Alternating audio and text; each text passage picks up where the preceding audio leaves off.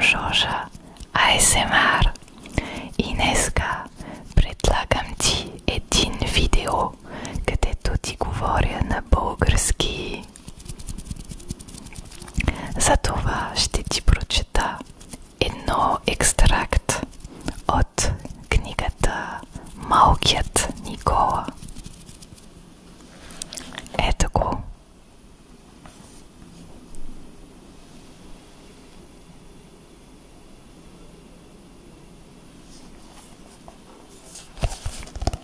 Нека да правим първо тапинг.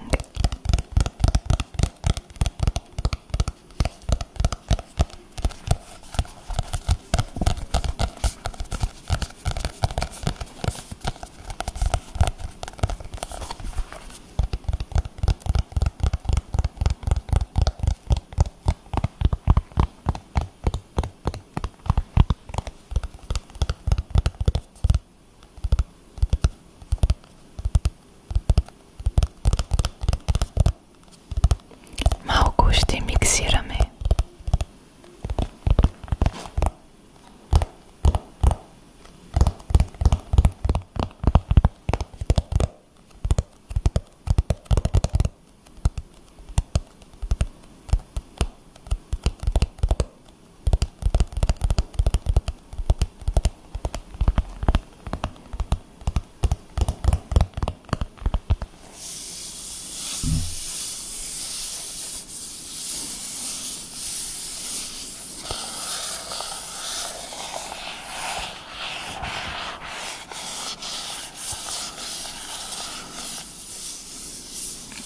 Надявам се, че си добре. Аз нямах търпение да ви правя едно видео на български.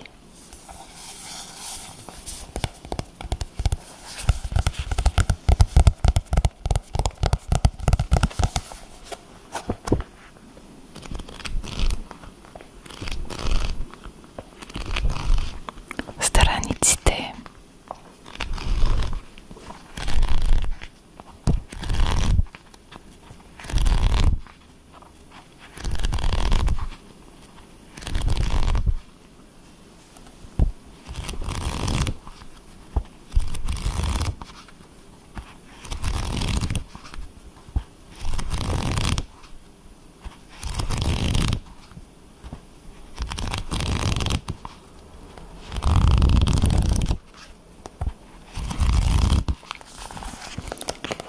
А сега картончето. Ето го.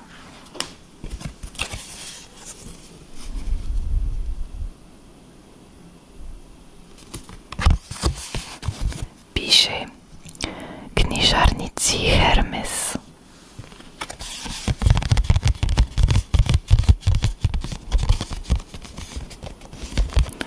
Прави като марка-паж и като линия.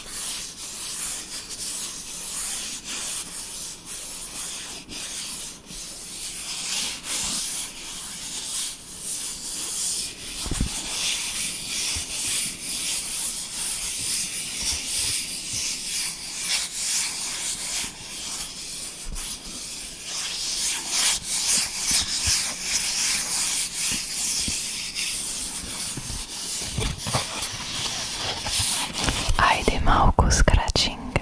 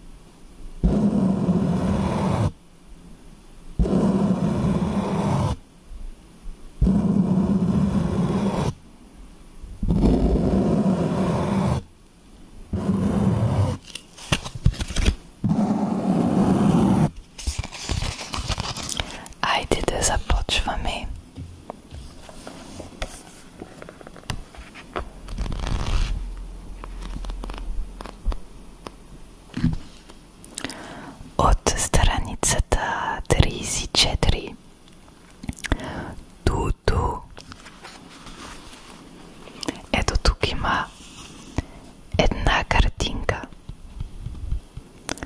Това е, може би, бащата. Ето. Така. Така.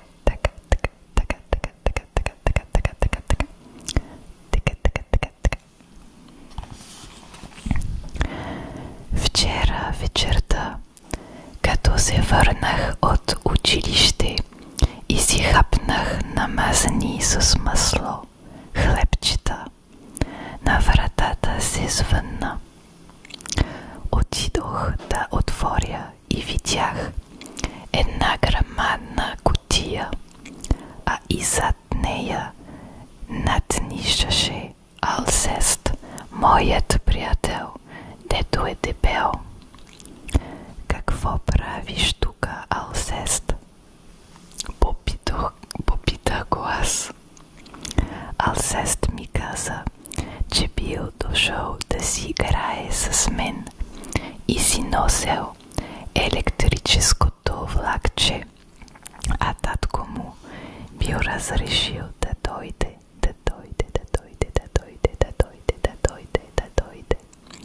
и да остане у нас до вечерята. Отидох да питам мама дали дава, а тя каза, че можело обаче да сме били послушни, да се качим в стаята ми и да не съм ви чула. Аз бях адски доволен, понеже обичам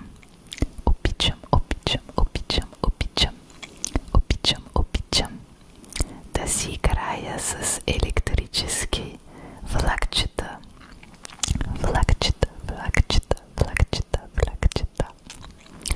Пък и Алсест е приятелче.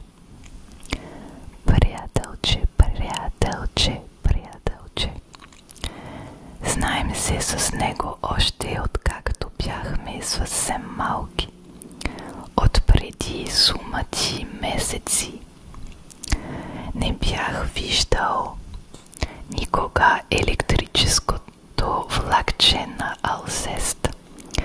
Донесе му го от дядо Коледа, а от Коледа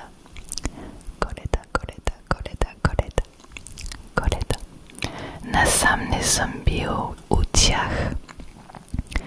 Обаче като гледах тая грамадна кутия, си виках, че няма начин влакчето да не е щуро.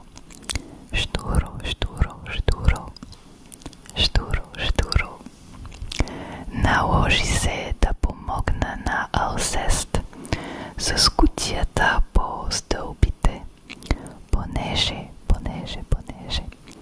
на третото стъпало Алсест здравата се запъхтя и си помислих,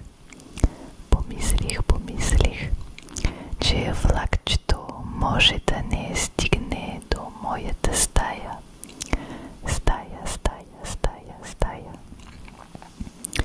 Като влязохме, Алсест остави кутията на пода и я отвори. Първо извади 3 сандвича. Да знаете, Алсест много обича да яде. След сандвичите стана направо жестоко.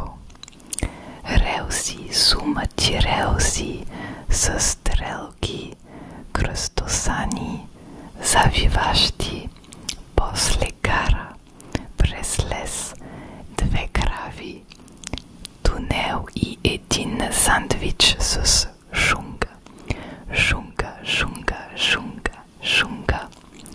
Попаднал вътре в тунела. В отделна кутия беше самият влак с зелен локомотив, 2 пътнически вагона, един товарен, един за преснасяне на дърва и вагон ресторант, каквато имаше в влака, когато ходихме на почивка. Почивка, почивка, почивка, почивка, почивка. Обаче не влязохме в него, понеже мама беше взела банани, твърдо сварени яйца и наденица, а според татко това било по-добре от онова, което поднасяли, и освен това той се скара с чичкото.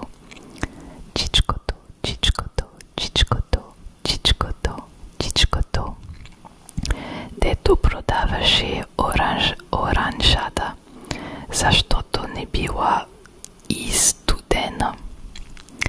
Ама иначе е щуро, дава тя с сламки.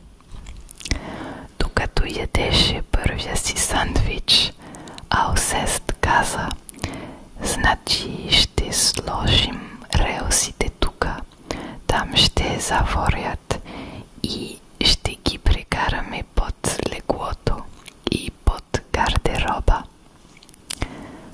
Тука, тука, тука, тука, тука, тука, тука. Тука ще сложим тунела, там гарата и прелеза, а двете крави тука.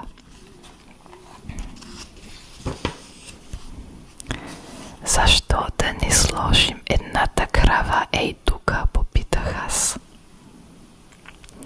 Абе, влакът твой ли е или мой, каза Алсест.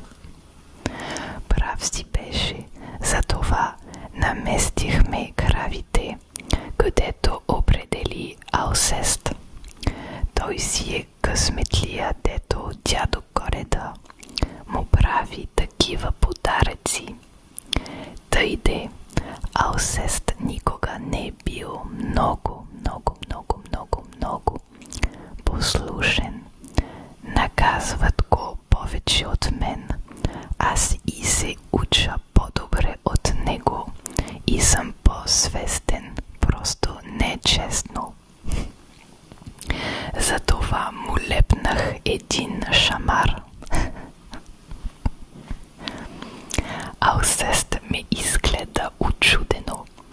Учудено, учудено, учудено, учудено. Беше адски смешен, понеже заради шамара сандвичът, дето го ядеше, се беше плъзнал и го омаса с масло до ушите. Алсест пък ме ритна по крака, а аз извиках и влезе мама. Кротко ли си играете, попита мама. Миче, да, отговори Алсест. Да, мамо, чудесно се заплавляме. Обадих се и аз, и така си беше. Аз обичам да си играем с моя приятел Алсест. Мама ни изгледа и каза: стори ми се, че чух. Добре де, само бъдете послушни. И си слезе. Надявам се твоите хора да не ни пречат, рече Алсест. Не бива да закъснявам. До вечера у нас ще ядем яхния и големият кокал. Кокал, кокал, кокал, кокал. Кокал, кокал. Кокал, кокал, кокал. С мозъка е за мене. Побързахме да нагласим всичко, защото и малката кутия за електричеството, която е се копчета и като се натиснат, влакът се движи сам. Къде ще бъде катастрофата, попитах аз. Тъйде, като си играе човек с електрическо влакче, забавното е да се правят катастрофи. Може да махнем носи под тунел, рече Алсест. Стори ми се адски добро хрумване и се канех да го направя. Обаче,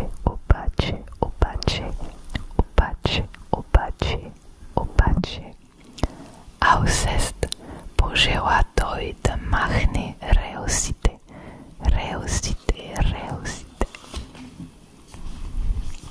Ето картината.